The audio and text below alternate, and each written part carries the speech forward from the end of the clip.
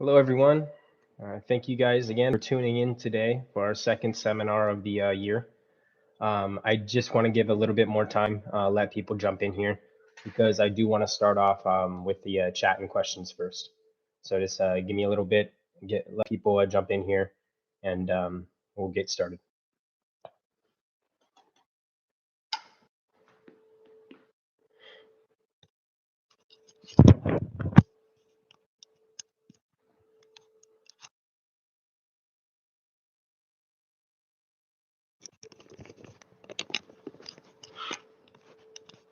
Okay.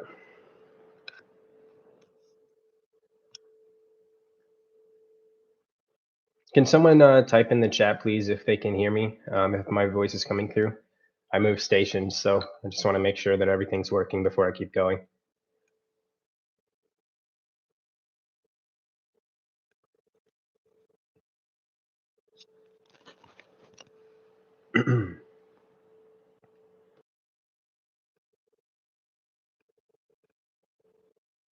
Perfect. Okay. Okay, I'll give it a little bit more time. The reason why I want to start out in the comments, guys, just to FYI, I figure I'll probably being a little repetitive today, just based on some questions we might get because the feed was cut off yesterday. Not the feed, but the comment section. So I kind of want to just start this off, give everyone the opportunity who's here to post any questions they might have. We might not cover every single question if it's just not a topic I feel comfortable covering at this moment. Doesn't mean we wouldn't at at a later time, but just to be clear on that, I will not be going over every single question that comes in here, especially if they're a little a little crazy of a question.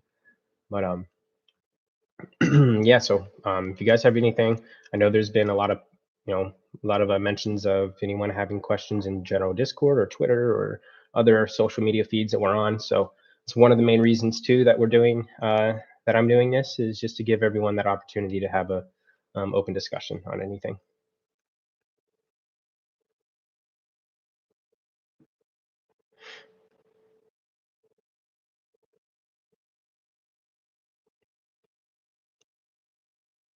Okay, well, to not have too much dead air, I don't see any questions coming through there, so I am gonna just go over a little bit of the things that I went over initially yesterday. At the beginning, we did a year recap of 2021, not just our brand awareness campaign and the different events that we've been a part of, but network statistics, milestones, achievements that could not be reached, without obviously participation of users and the growth of the users, and not only that, but the growth of the support of the network. That's one thing that has its own metric. Regardless if the user base is growing or not, the size of the network support has been consistently growing. That's one thing that we noticed on the network in 2021.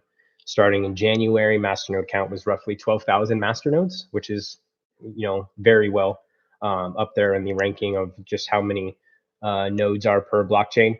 But that didn't stop there. In the end of 2021, at the end of December, we finished roughly around 22,000 nodes. So, humongous increase in the full node display of support for the PAC protocol network. It paves the way for upcoming updates that we'll get into a little bit if we have like specific questions on that. But it's paving the way for us to really be one of those projects that, not projects, I should say networks that other projects can actually start building on top of. That's what we're gearing up towards. That's been our focus point of the data storage, the Yan token layer. Opening that up also opens up a possibility for other projects to be brought on as well with different token layers and supplies, and not just created by us as a development company. This network is going to be at that point where anyone can create their own project token supply, whatever it is. That's going to be really cool when that update goes live. It's something that we've been exploring to implement in this chain for a long time. It's just innovative. Our chain is very innovative at this current stage. Those that have been with us over the years, you see the different changes that this chain has gone through, just the improvements that we've had to go through, learning curves. Some of them have been forced, updates that, not forced updates, but meaning like forced discussions that we've had to have to try and solve problems that happen on the chain.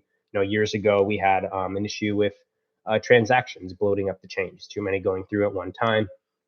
Whether that was, a stress test, someone being malicious, or it was just actual usage of PAC network being very, I guess we could say, popular at the time. Either way, it caused issues, right? So it's just updates that we've had in the past that we learn as things move on. And when we finally had our update a couple years ago of switching over from proof of work to proof of stake for PAC protocol, it was a very, very, smooth sailing for us after that to start focusing on other implementations and other features that we can now add to our innovative chain that's one of its first of its kind, was first of its kind as far as the different things that were added to PAC protocol when we switched to proof of stake. So um, if anyone has any questions on, our updates that we're going through, our different products that we're working on that obviously coincide with that, um, I'd love to take them. Let's see here. We have a question here. My favorite smart contracts. Any updates on that? Um, I guess the only thing I'll really go into that, because I don't want to give off over promises and stuff, but smart contracts and NFTs kind of go really hand in hand because it's a smart contract that verifies your ownership. So that's one of the updates. It's part of PAC protocol is that you will be able to mint NFTs onto our chain. Um, that's we've talked about that. There's been misinformation spread from different sources, coming to the conclusion that we were just focusing on IPFS, and so IPFS in our minds is, oh, that's NFTs. It's no, we have two sides to this. You have the PAC protocol network that we have updates that we push that I just was talking about, the different things that's going to be implemented in that, and then also the IPFS layer of that is for a storage solution. That is a storage solution for really any means. NFTs is one of them. So that goes hand in hand. With the update with PAC protocol, you will be able to upload mint NFTs onto the PAC protocol chain, in which you can then decide to use the IPFS extra layer for extra storage if you want to. The way we're trying to develop it is that it's automated into IPFS, but at the same time, that would mean like someone is providing that storage. If it's automated and you're not required to do anything to access that storage in IPFS, someone's providing it. Would that be us, the LLC? Common sense and that would be yes, because you can't promise something. If I'm asking a decentralized network to do it, I can't speak for nodes that I can't control, right? So if we offer solutions like that where it's automatic storage onto IPFS, yeah, that would be automatic onto the distributed layer of IPFS, which would be the nodes that I can speak for, that us as a company can speak for, to provide that free extra layer of storage for someone. It's just a benefit there. And then going past that, um, that's where we start implementing the decentralized growth part of the IPFS network, which we're in exploration mode on that to implement it. And then once that's able to do, that's kind of like that milestone marker, that flag marker of, okay, now this data storage network can grow beyond our capabilities of providing servers that we can speak for, pulling in partners that will provide servers that they can speak for, that we can have a understanding with. And then we can also grow that now with the people, that people can now start deploying nodes, supporting adding resources to IPFS. And then us on our side can provide a backup solution for in the event someone was to destroy one of their nodes, the files are safe because of the backend solution. So a lot of cool stuff there. Goes in with the smart contracts, with NFTs, the capabilities that we're going to be pushing here. Let's see, question.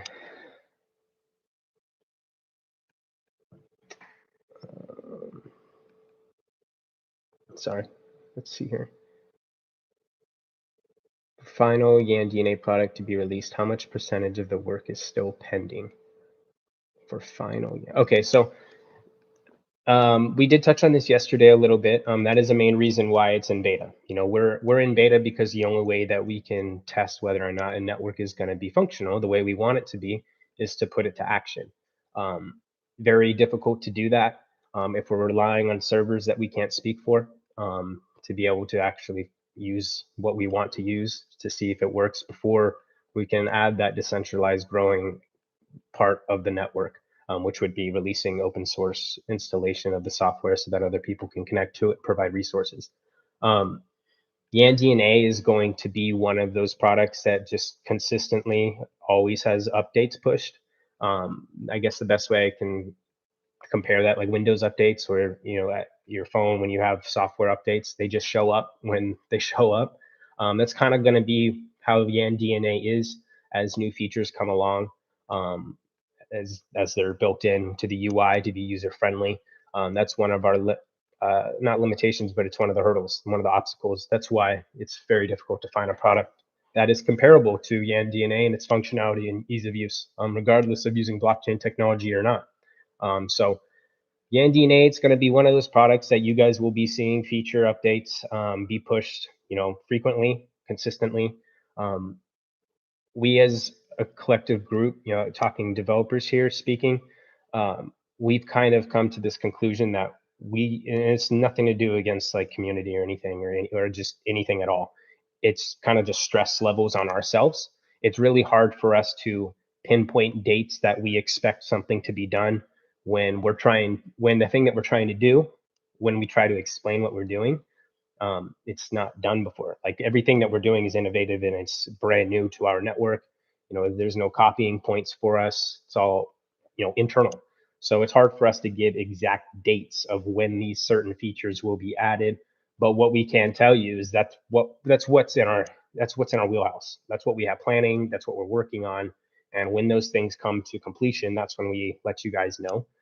Because it kind of would suck, if we start saying, hey, we're going to do this, and this, and then time keeps going on, and now we're answering questions all the time of like, hey, when is this coming out, when is this coming out? Like we want to explain the things that we are doing, and we do. I think we do a good job of explaining like the capabilities of what we can do, what we're building, but for it to actually be done and completed, it just takes time.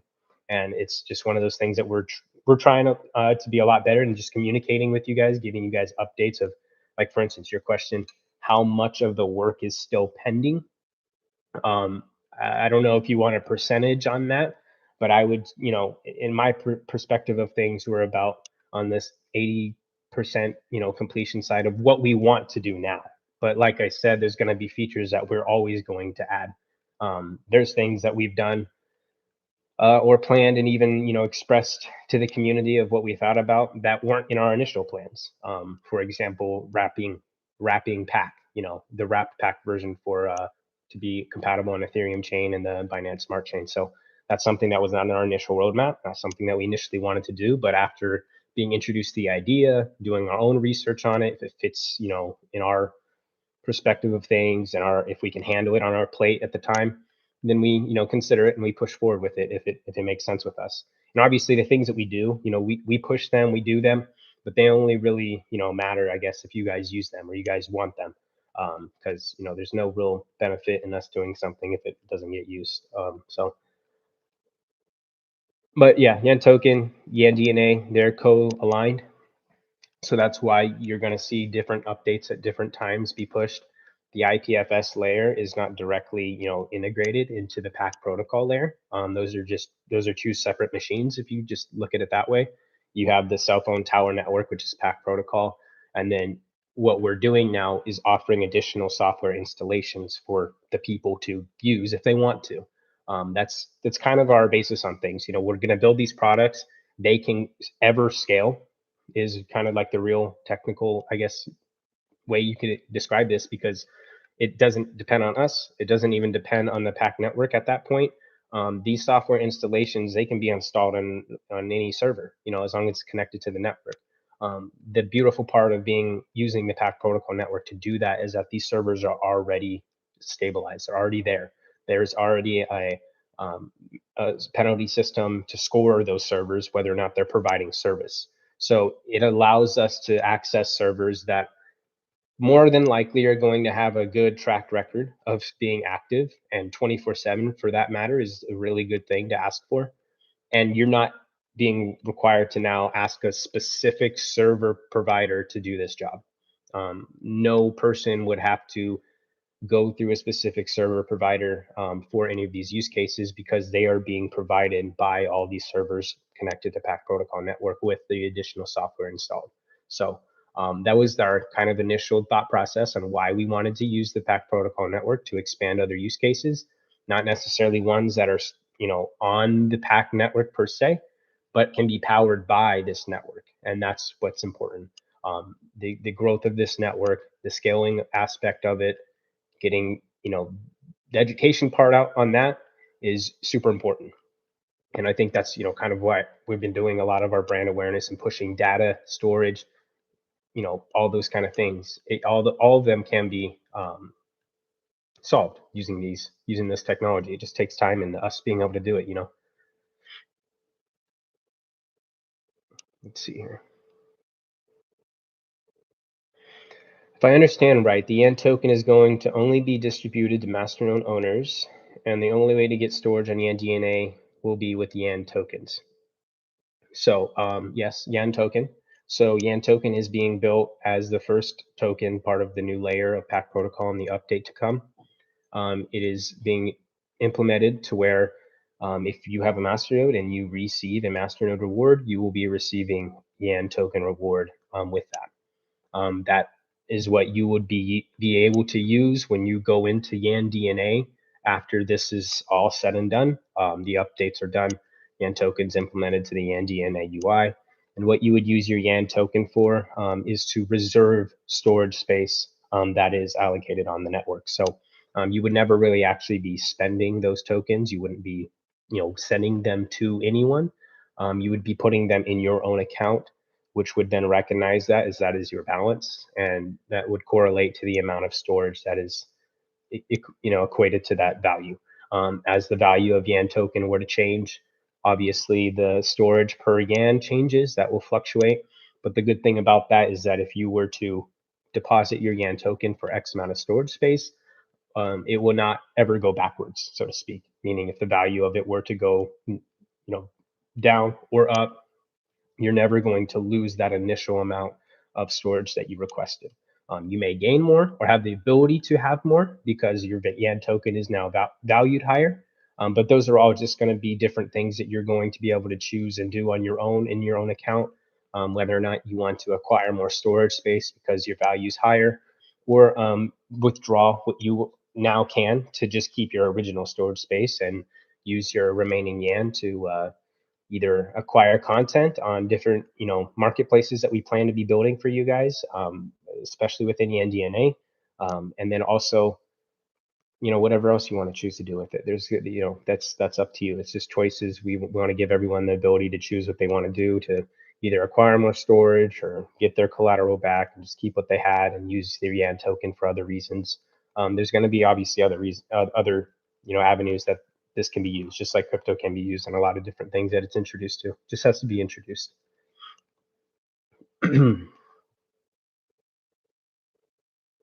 What are your expectations, Mastodon numbers at the end of 2022? Expectations, I mean, if I just go based off of the history of PAC, it's never gone backwards over a significant, period of time. Obviously, it fluctuates. You might have a drop here and then a gain there and a drop here, but you just look at the chart of history for PAC protocol.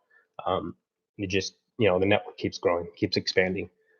That comes from, masternode awards being compiled, people buying their own new node on the exchanges, ways like that.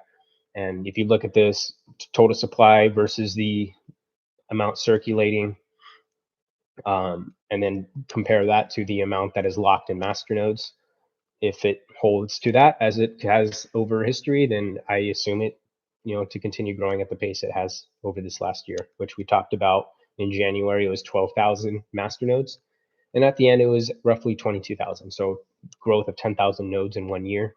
That's 5 billion coins.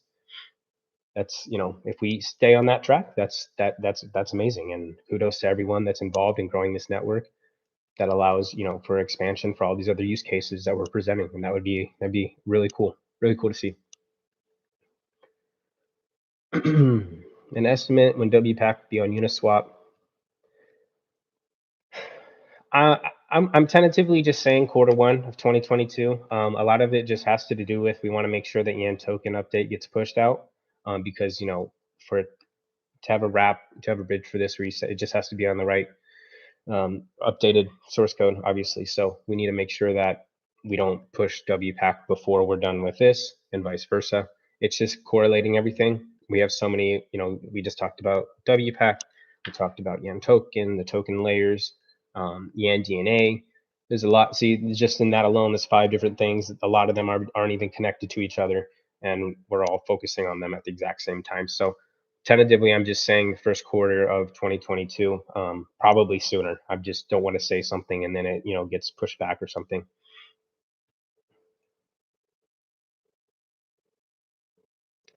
Are there new people joining on the horizon? There are. See, yeah. That's one thing that one of those questions I mentioned at the beginning. Like, I can't talk and give answers about everything, just because it's not the right time for us to do so. But the question, are there new people joining on the horizon? Absolutely. There's people that have joined on our leadership that we haven't, um, you know, gotten the right time for us to even bring that up.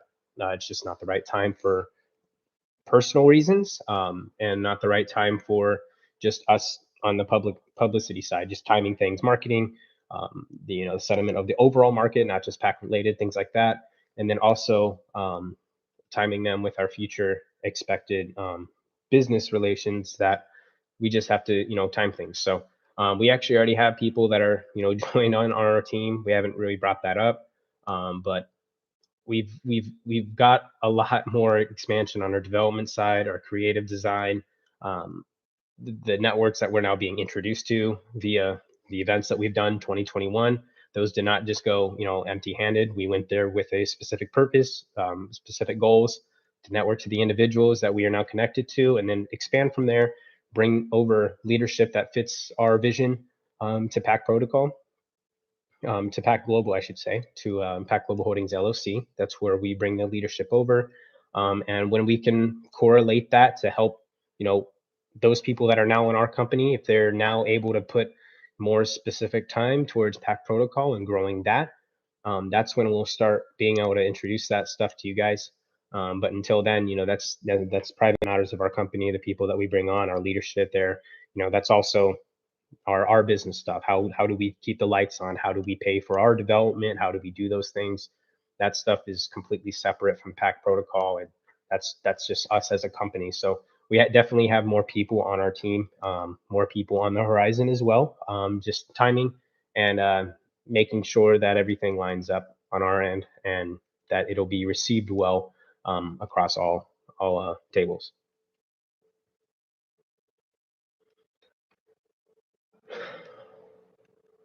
Um, let's see here.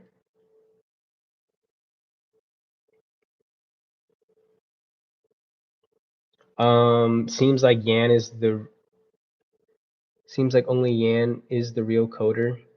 Well, I mean I'm sorry. I mean that's just it. Just assuming you don't obviously know the amount of people on our team. That's fine. Yan is very interactive on our community. Most of our developers are not interactive. That doesn't make them not non-existent. It's just obviously some are more inclined to be more private individuals than others, and that's fine. We have a lot of developers on our team. Just off head, we have 8, and on the other side of things, we have different products that need helping hands. We have access to that too. So full-time developers, we have plenty. Obviously, we can expand if we can expand, but that involves budgetary stuff. That involves us making sure that we can provide for these new people that we're bringing to our team. Will Yan DNA be open to mass market or only for crypto native market? Oh, yes, so that's also in the plans as well. We don't want to limit the I guess the usability of the DNA when that's literally one of our main focuses is clean UIs, ease of use, things like that. Really hard to back that up. The only way to use it is you have to acquire a cryptocurrency. Even worse, a specific cryptocurrency. We want to have, and this is one of the things that we're exploring to implement for Yan DNA. Um, Obviously add the support for other cryptos to be able to reserve storage space with this X currency. Main ones specifically, obviously like Bitcoin, Ethereum, blah blah blah, Yan, PAC, etc. Additionally, using third-party services for people to be able to use credit card. This would be basically on the side of us as a business now offering people storage, a storage solution. It would be very similar for someone paying for storage solution on other, platforms.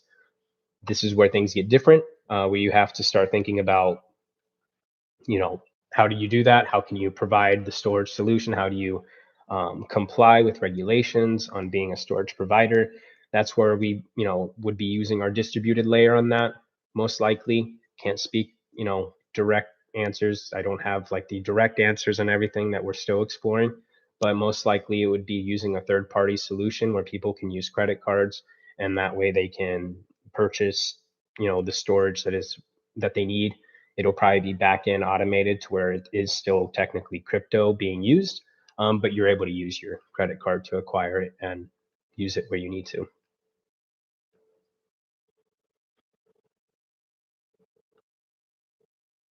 Can you clarify the opportunity PAC Master holders have with the partnership with Flare?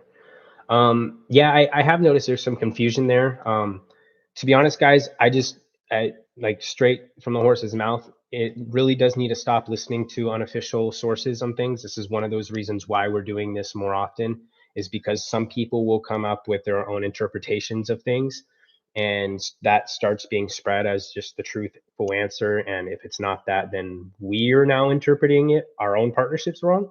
Um, the thing with Flare that I've seen the most is that people were kind of confused of like why they wouldn't all of a sudden start receiving a Flare token for contributing absolutely nothing to Flare. If you're running a PAC master node, you're not going to be receiving Flare for doing nothing to Flare. Like that, that should be an obvious answer we should all understand. There are two separate networks. Doing one thing for one network and not doing anything for the other doesn't just reward you freely. I mean, that would make no sense. Flare would just be giving you Flare for no reason. There are many steps of our partnership. It's a partnership in exploration, meaning, Flare is not even live yet. So there's going to be many opportunities that may come up that we haven't even explored yet.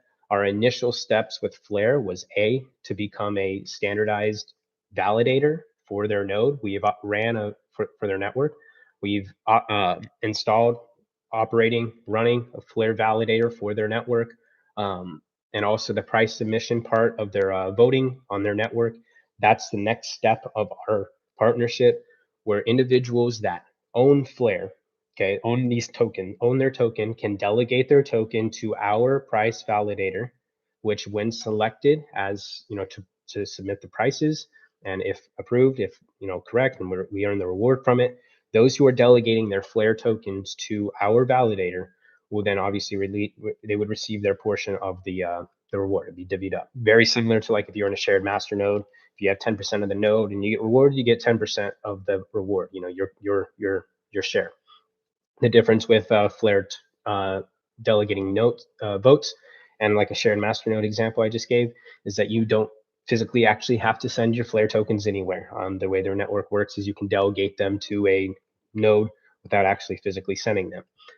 There are other steps to our partnership that we have not spoken of publicly because it is nowhere near ready. Flare is not live. So when we talk about Flare and where we're at in our first steps of our partnership, that's where we're at. I have definitely seen it where people will take my words and say, look, he just said it. You're not going to get Flare. You're not going to. I'm telling you our current steps of our partnership. That's where we're at. That's what we're doing. And as we move forward past those marks, those milestones with Flare, there are other ideas that we've already thrown back and forth in how, if you are running a PAC master node, how can you receive Flare by performing a service for Flare? What additional software can we offer you PAC master node holders to earn? Okay. I think the reason why this was, I guess, confused or misunderstood is because we also at the same time we're introducing to you guys the Yan token layer of PAC protocol and how masternode owners are going to be receiving Yan just for running a masternode. You don't have to install IPFS software. You're going to be receiving Yan anyways, just for providing a service for PAC. That's for PAC because people who are running a PAC masternode, you're supporting the entire network. So if there's a token that the token that we're releasing, Yan token, again, in the when this update comes up and we allow the token feature to go live, People will be able to make their own tokens, so it would be their own standards and their own settings. But for us in Yan token, if you're running a PAC master node, when you receive a reward, you will receive your Yan token. So I think that was mixed up from either ourselves, we spoke wrong or whatever. But with Flare, you're not going to just earn Flare for no reason if you're not contributing to their network. There's going to be a reason why you're receiving Flare. So our initial steps are, like I mentioned, the price submission. People can submit their Flare to our validator and upon selection be rewarded. The more Flare that is delegated to a specific validator, the more quote unquote weight it has, so that it's more likely to be selected, more likely to be correct. So that's, a good thing. The more people that delegate to that, and then obviously Flare being a direct partner with them, and their abilities to delegate themselves and their partners to specific node validators to bring them more weight. That's obviously a benefit of why we're not just running a Flare validator on our own. We have a direct partnership with them. So those people can, draw those lines and see why it's beneficial that we're a direct partner and not just a random, validator up and running, trying to grab people's delegations. We're a direct partner with them. There's a reason for that. They trust our ability to maintain validators. That's what they want. They want trusted validators. They want to make sure that those trusted validators are the ones that are being selected, or at least being attempted to be selected, instead of random validators that they don't know. There's very little trust on them, very little weight on them. You get the point on that part of it. So as we move forward, as Flare goes live, we have other ways of how we want to reward PAC masternode holders directly with Flare, because we really believe that us having such a large network, being able to access so many different individuals and have them participate in voting with Flare, they're going to start really valuing our network and the amount of people we can outreach to and get to participate in voting.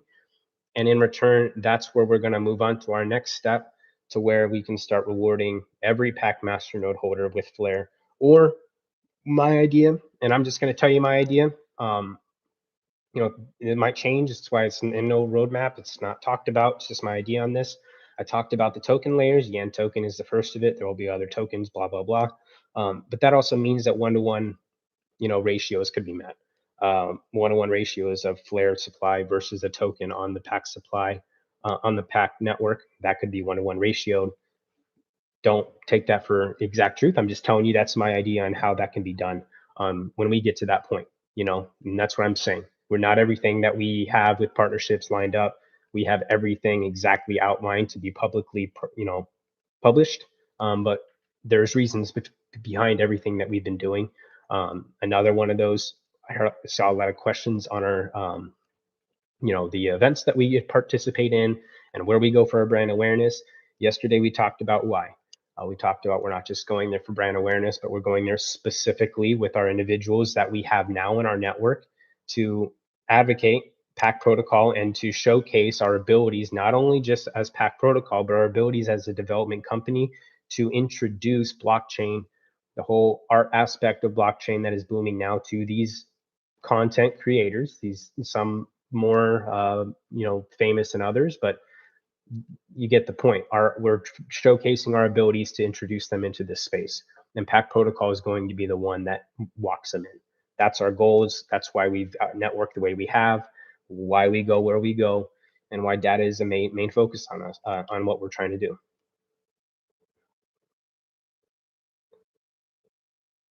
Let's see here. Is Yan distribution going to be a flat rate? Yeah, so it is going to be a flat rate. It's 100 PAC. I'm sorry, 100 Yan per reward when you have a master node. So if you're asking if it's going to be a supply that's capped, the answer is no. Pretty sure it's no.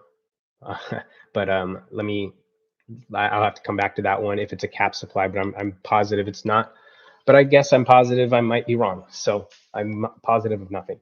But just be on the know that the Yan token supply is going to be 100 Yan per reward, and there is no expectation of that to stop. But then again, in the future, things could change where there is no need for extra supply. If the price of Yan becomes exponentially higher than when it first is released, Obviously, you're not going to need a lot more supply, but then again, if the usage of Yan DNA becomes extremely widespread and people are needing more storage and they need Yan to do it, then yeah, the supply of Yan may need to be increased later on. But that comes with consensus agreement upon the entire network. We cannot force that. We need 50% majority of the network to agree with anything that we push. That's something that we can talk about really quickly. That's been brought up with the past super blocks, blah, blah, blah, voting when they were pushed, minted. There's a lot of FUD on that, and the reason why it's FUD is because a lot of it's utterly, completely impossible and false and fake, because like I just said, you need majority for consensus to be reached. The LLC, my company, does not have majority of supply. Anyone that knows me knows I've been here for many years. The supply has never been in the control of myself, at all. And the super block voting is open for everyone. In the past and current, anyone can vote on proposals that have been submitted to the network. It is a little goofy to do so, but it's no different for anyone that has a masternode. It's not easier for anyone, and it's not harder for anyone. It's just maybe easier if you have the know-how, but it is not missing on anyone. It's not something that's new unless someone is just not in the know that voting is capable. But community props have been voted on many times over the years. Paid out individuals have been able to produce some pretty cool things from their proposals that have been funded from the masternode owners. And the one thing that's really annoying with the masternode payout, right, with the super blocks, is the triggering part. That has to do with quorums. That the masternode that is responsible for releasing those coins, or to allow the network to release them, if it's not in a quorum when it needs to be, meaning when that block hits, when the super block hits and it's not in the quorum, that is the part that's messing it up, and it doesn't shoot out the coins. So, that's something that we're obviously trying to fix and figure out a solution to, which is one of those things that we want to focus on. But that's also another thing that should really be paid attention to, is with that being an issue, it's never something that we have been desperate, like, oh, we have to do this because we're coin grabbing. Like, we've waited months and months and months and months before we even push updates to receive the coins that we asked for months in the past, because we don't feel like, okay, the prop went through, the masternode, they voted yes, awesome. The network's still hiccuping and not sending it to us, but we don't need it right here and now. We don't need it at this moment. We'll wait a couple months while we work on our development. And once we come up, with our obvious, like, big updates that we have, then we'll obviously include the minting of the coins that should have been sent out over these whole months, to not only, if it's our proposals that have been funded yes, but if there's any proposal that was funded yes in that time period and it wasn't paid out, we would be taking responsibility of this network not performing as it should be in that aspect, and make sure that the update reimburses those that were affected. That doesn't just go for us as an LLC pushing proposals on our own, but it goes for anyone that has a proposal that is funded and approved. That I'm very positive anyone would have the same response to that. If they had a pretty cool proposal, which included building products for this network, expanding the network, branding this network, and had really cool plans to do it. And not only that, did it for 8 months, and they start requesting their coins that they asked for 8 months ago, I'm sure that no one would really have an issue with the fact that they have proof of their work they've done over the last 8 months, and the coins that they asked for over those last 8 months, they didn't even get to touch them, yet they did the work anyways. So fruit for thought. I keep seeing that brought up of, oh, the amount of coins that has been requested, that has been approved, keywords approved, and also keywords requested. It can't be demanded, and it can't be just taken. And we feel like we've done a very good job of representing PAC protocol, not only in the branding side, but with the products that we are able to put on the table for everyone, free of use, free to download. If you have access to PAC Network, you can use it on your own accord for free. The only, I guess, fee you'd be paying is transaction fees, which are minimal, as we know, in PAC protocol network. But that's our goal with PAC, always to push for better and new products for you guys all to use. And we're trying to fix that super block metric so that anyone else can also do those things, submit proposals, be I quote unquote, I guess, judged by the network whether or not it deserves approval. And if so, all merit to you. Go build something great. I mean, that's what it's for. That's what the proposal system is for. I sincerely do apologize that it's not working correctly as far as the payout trigger, but the voting metric does work. In our recent statement, not the last one, but the one before, we did put in there the command prompts of how you can view the different proposals within your wallet, how you can vote, and it's actually very simple. It's a copy and paste. It'll literally give you the command to copy, and you either put yes or no, and you click enter on your command prompt. It's in one of the featured list things that we want to update with GAN Safe to make it easy. That way, what I just said, it might sound blubberish to a lot of people, or they just don't give a rip on wanting to do those things. But in Yan DNA, our focus, Yan Safe, I should say, our focus for all of that stuff, PAC protocol related, is for it to be super easy for someone to do, right? So with the one-click masternode setup, we obviously want to try and do the same thing for the voting mechanism. And we appreciate all the masternode owners that are capable of voting, have participated in voting. I do understand it might be difficult for some to do just because of the language of it, but obviously the masternodes have been capable of voting. The proposals that have been funded could not be funded without that being done. And to give a little more background on how proposals need to be funded, same thing with consensus. You need to have, there's metrics rules that need to be met for a proposal to be accepted as like approved yes or no. So, dummy proof example, if I submit a proposal at last minute because, the super blocks come once a month on a specific block, basically once a month. It's like roughly every 17,000 blocks or something like that, but basically once every single month. If you know the block it's coming on, I could submit a proposal the block before, and if I voted myself yes one time, it would be funded. No, that's not how it works on our network. That's one of the the rules that has to be followed. At least 10% of the network has to vote on any given proposal. Otherwise, if 10% are not voting on it, the network is basically saying that not enough people are paying attention to this proposal, so it's not going to be funded. Even if it's all yes, if 10% of the network didn't look at it, it's not going to be voted on. I mean, it's not going to be considered approved. Same thing the other way around. The other margin that needs to be paid attention to is the yes versus no. So obviously the majority in the vote has to be yes. It has to beat it by a 10% margin. But yeah, 10% of the masternodes need to view a proposal to be able to vote on it. So that's enough for it to even be accepted. So you look at how many 10% is of the overall network right now, 22,000 nodes, 10% of that, we're at what, 2,200 nodes?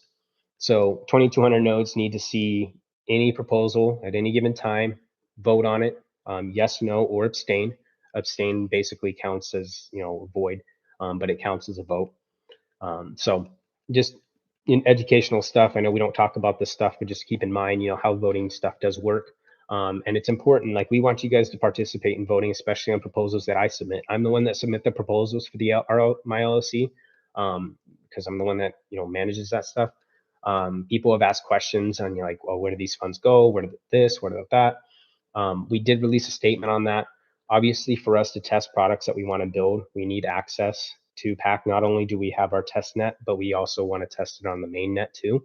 And we do that also privately before we get anyone else involved, because it doesn't really make sense to release a product that could be outrageously buggy and do that every single time for a product. You can do that every once in a while, and it's a beta and you want people to get involved, but sometimes it's just better to be able to test it by yourselves privately on the main net, not just the test net. Sometimes when you're on test net and then you go to main net, you have problems that you didn't experience in test net just because the network size is dramatically different. Test net isn't going to be supported by 22,000 nodes. Main net is. So it just sometimes operates differently. Kind of important to know about that. But another thing that I wanted to mention on the topic of where do coins go, when we request these coins from the network, it is given, I obviously give a description on what it's for.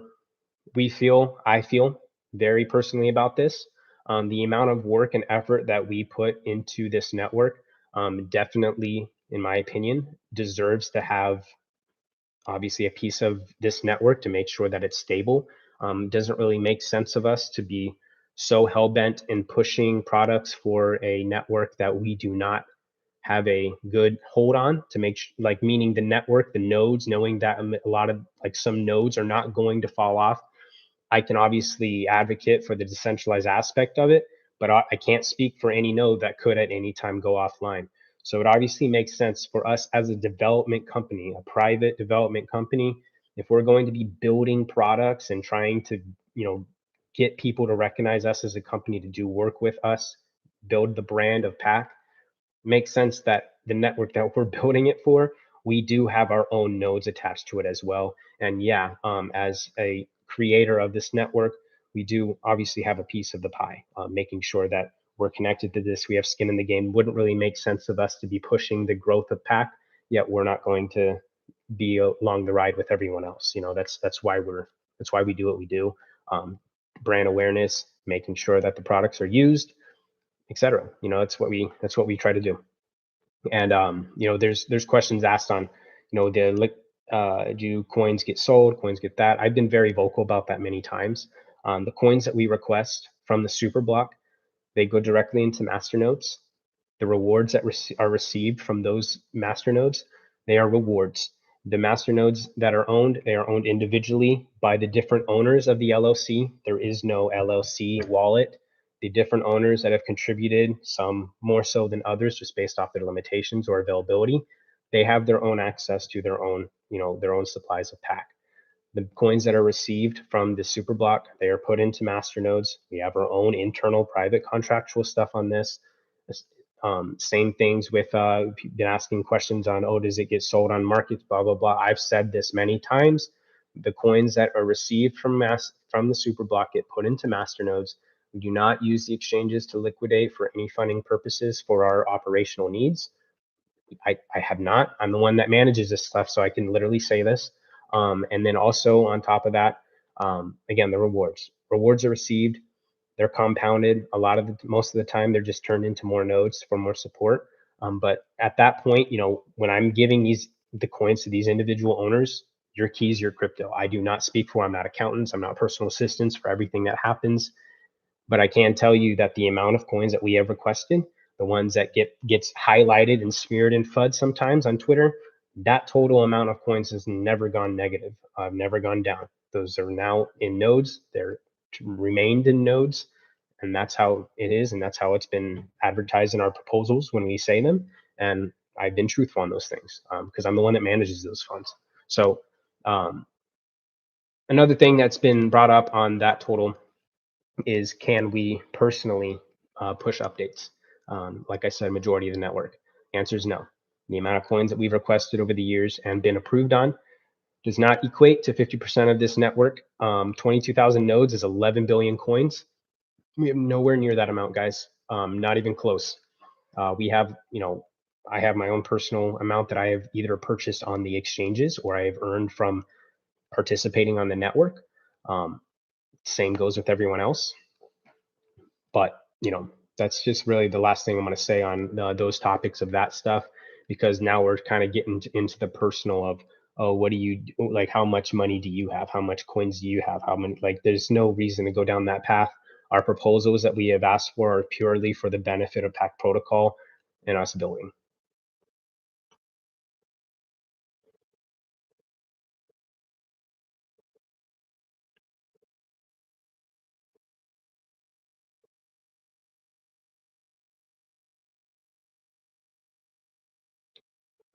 Let's see here.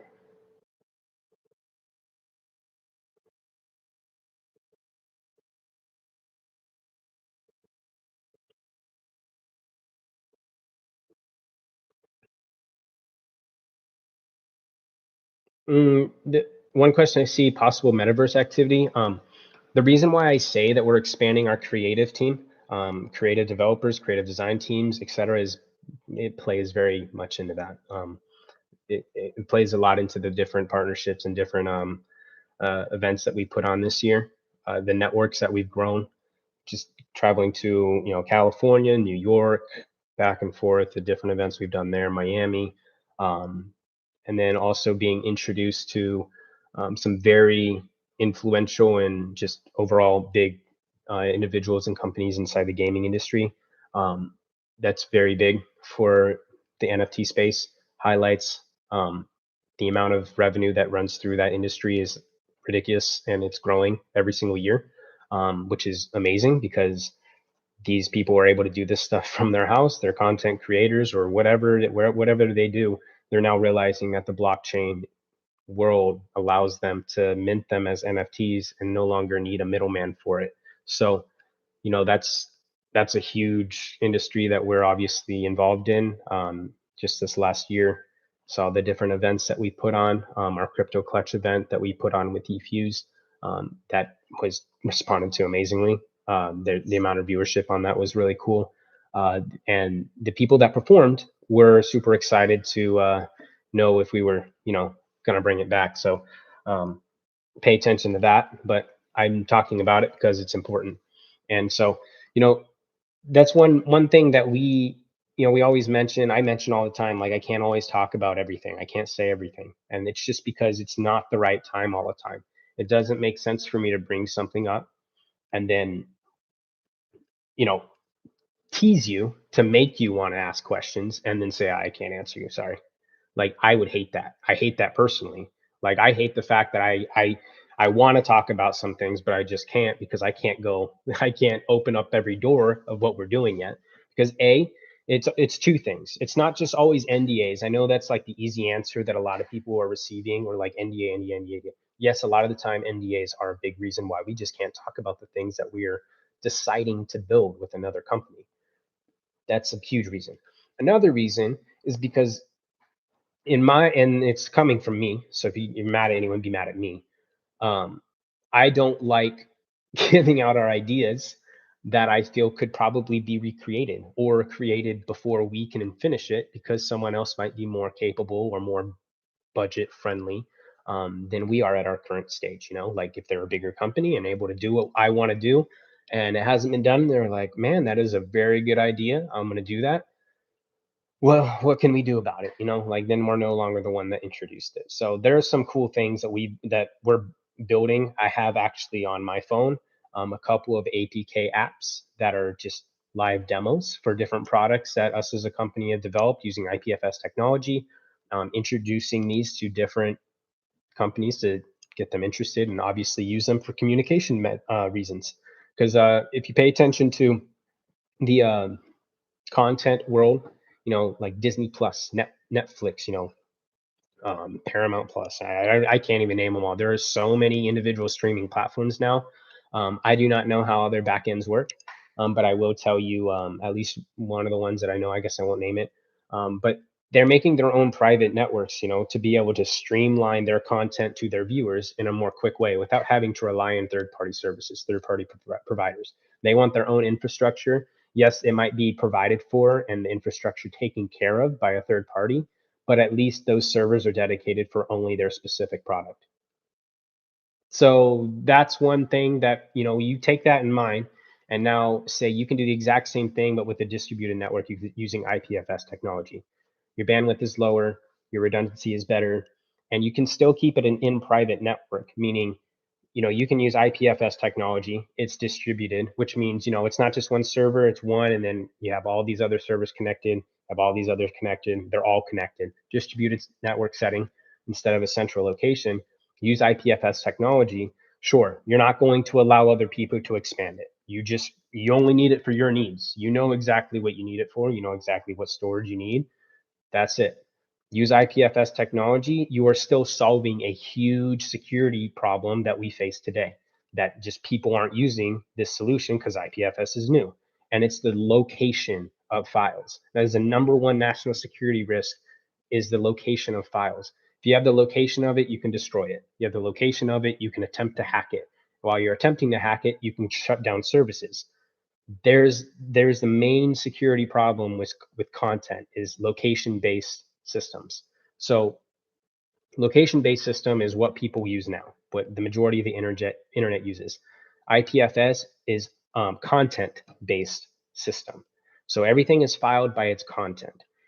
The way we've designed IPFS, not design IPFS, but design the interface to access IPFS. IPFS does not have standardized encryption inside of it. There's nothing of its sort.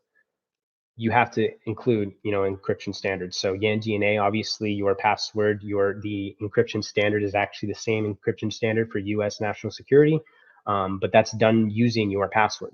So your password, we don't have access to that. Neither does anyone connected to the network because the password isn't stored inside the network. So you can start to understand why you have a distributed system. That itself is a solution.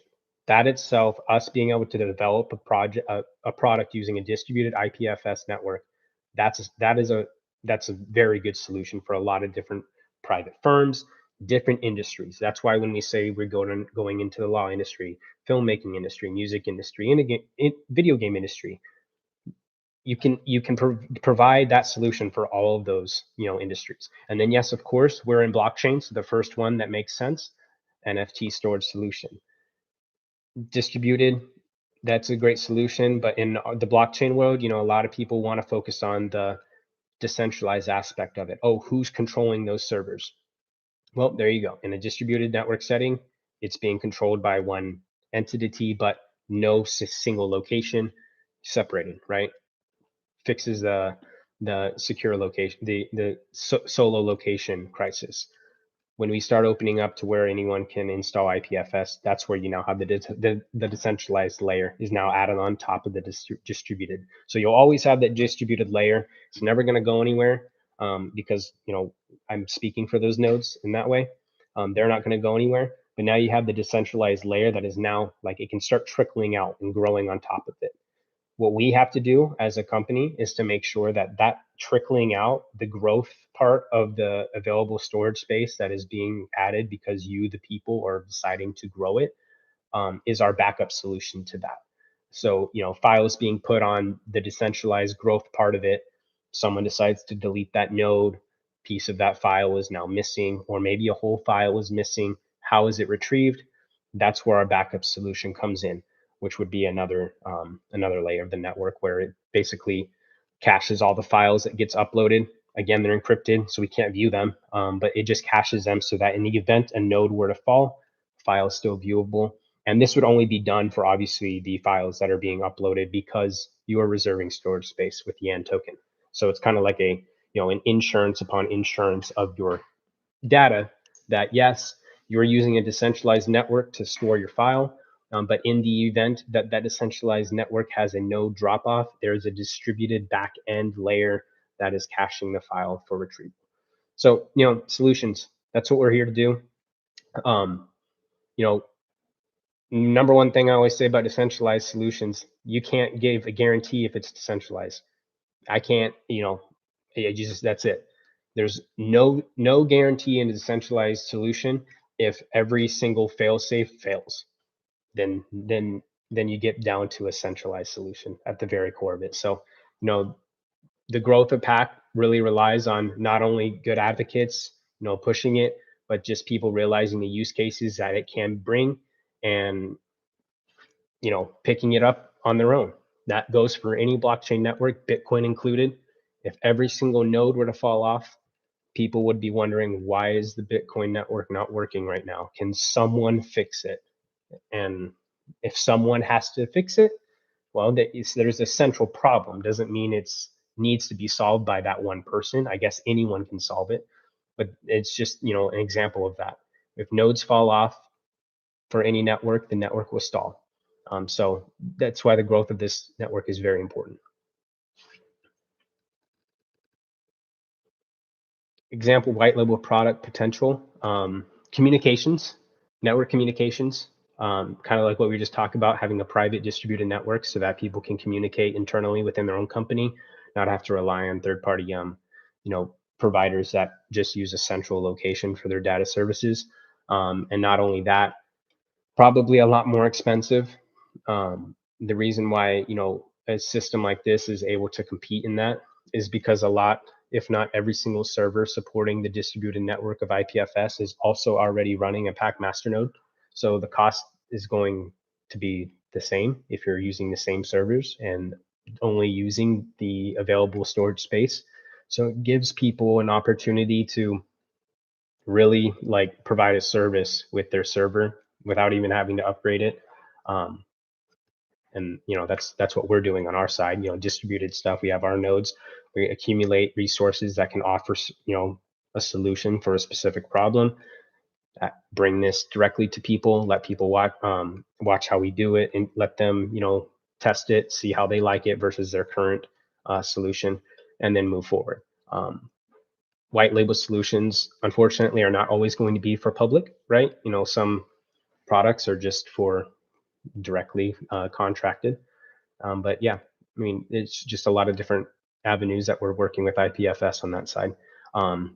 Industry wise, it's literally every industry. The ones I mentioned earlier: the film industry, health industry, law industry, gaming industry, blockchain industry.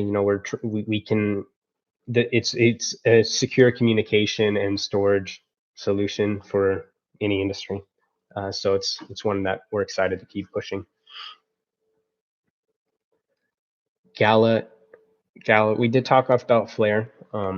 So you could go back and watch later. I'm sure it'll come up tomorrow though too, so you could tune in tomorrow. Can we provide more nodes for Dogecoin? I mean, yeah. um, to provide a node just takes the knowledge to know how to install a node, and obviously the money side of it to pay for the resources for that server to provide the full reporting of Dogecoin. But yeah, that's all that really takes is that. That's something that I'm just gonna say exploring tentatively, because every time I say something like direct, people spin my words. So exploring tentatively, but be excited. Yan Safe, talking about different one-click operational installations. That's one of the ones that we're targeting, so that people can have one-clicks installation of a Dogecoin full node.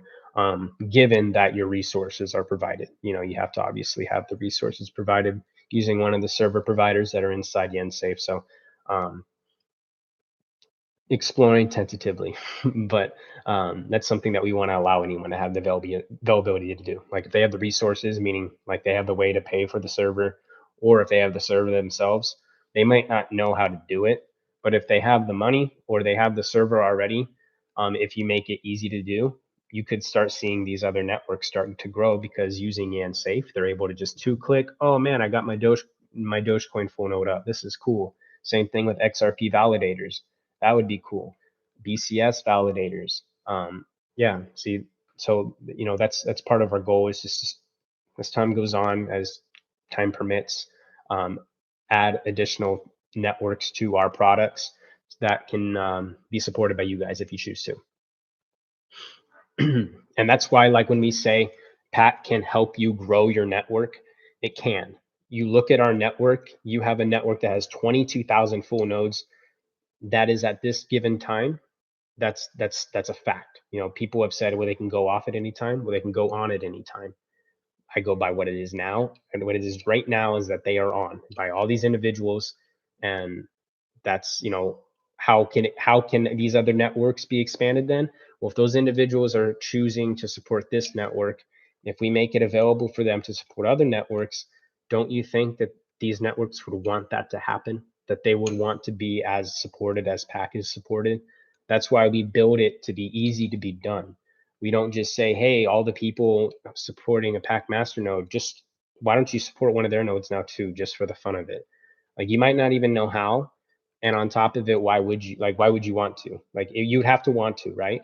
That's how those other node networks are based. You're not rewarded for having a node. You do it purely because you want to, or just because you want to have immediate access to the network.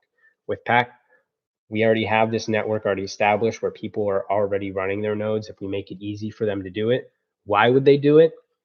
Who knows? Maybe they just want to give support to this network, or maybe tentatively exploring.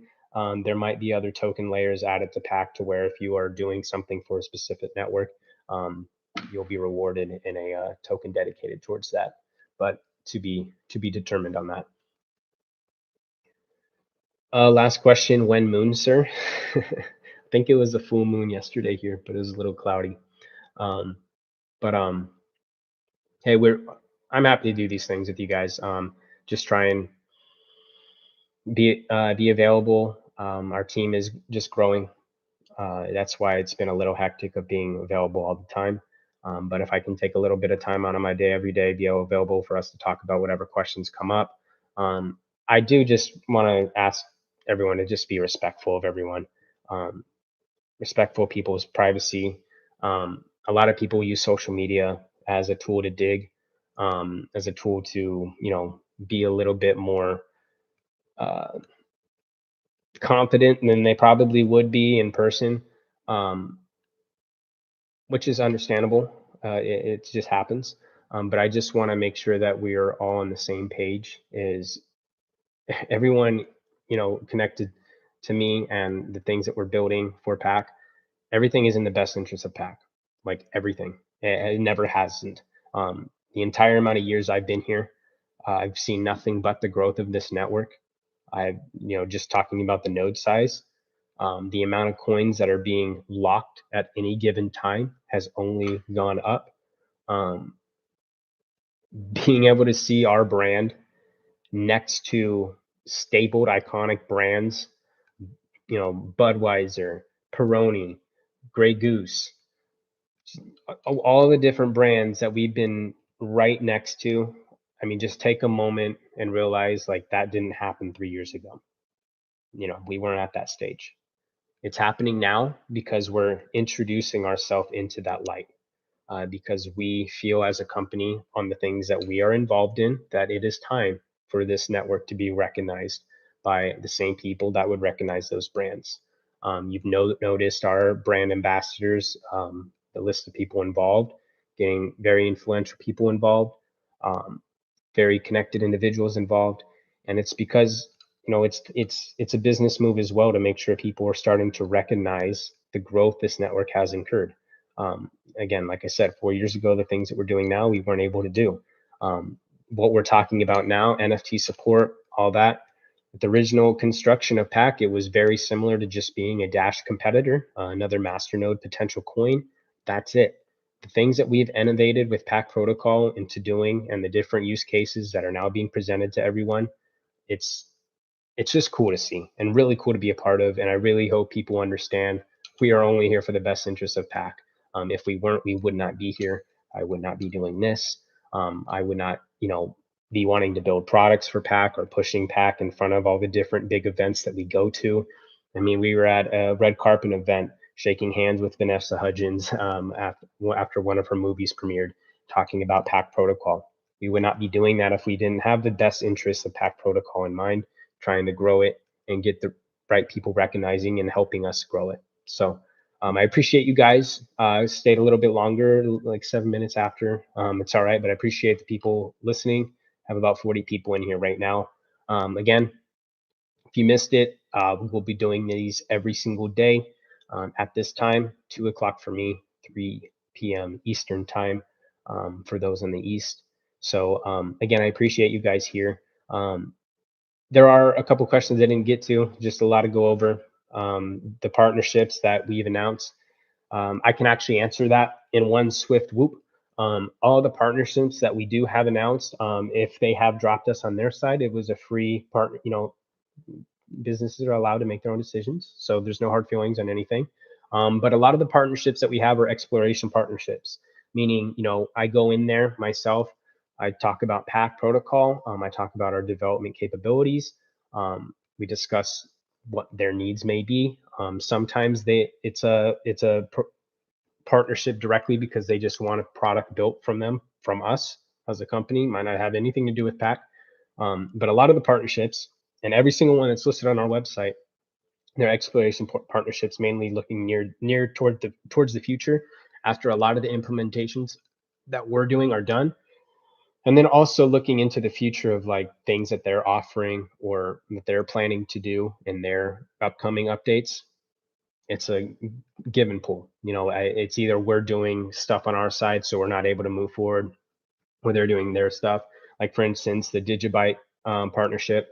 We installed one of their very similar, data storage provider kind of thing, and wanted to come up with a solution to make it easily expandable by those that are supporting the PAC network already.